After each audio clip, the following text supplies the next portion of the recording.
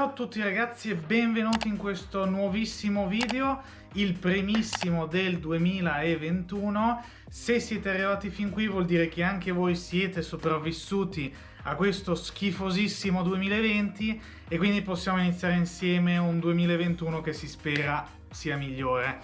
Detto questo ragazzi, ho qui con me le plastiche della mia Giulietta. Ebbene sì, perché come vi ho promesso nei precedenti video, nello specifico nel video in cui vi facevo vedere come wrappare la mascherina e come wrappare in generale della mia Giulietta, in questo video invece appunto vi voglio far vedere come smontare le altre plastiche della Giulietta e in questo caso anche come wrapparle, perché non è che le smontiamo a caso ovviamente.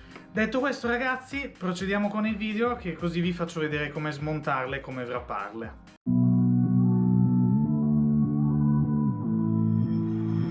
Somehow I woke up out in Beverly, fucked up, smelling like that bourbon, and I end up alone. I'm not certain. Yeah, the girls impolite in the club every night. That's how it goes when you Hollywood perfect. Hollywood perfect.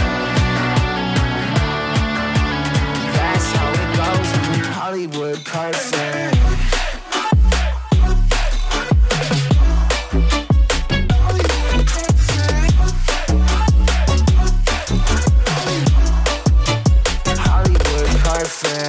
Ain't got no place to call my own. Feels like I'm better off alone. So sad inside and hopeless. These Hollywood hoes never notice. Can't get back on. Girl, I miss you. Can't get back on. Girl, I miss you. Somehow I woke up out in Beverly, fucked up, smelling like that bourbon, and I end up alone. I'm not certain. Yeah, the girls impolite in the club every night. That's how it goes when you Hollywood perfect.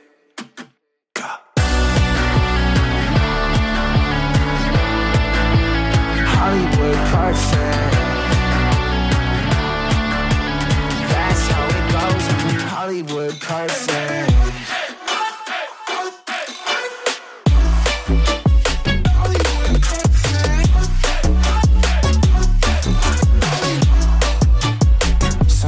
Woke up out in Beverly, fucked up, smelling like that bourbon. How'd I end up alone? I'm not certain. Yeah, the girls impolite in the club every night.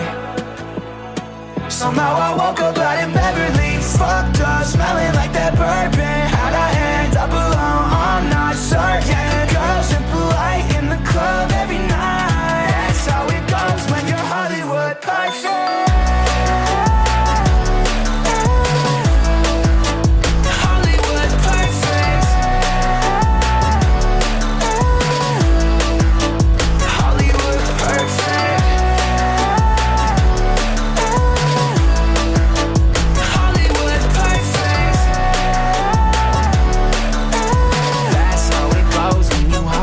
Perfect.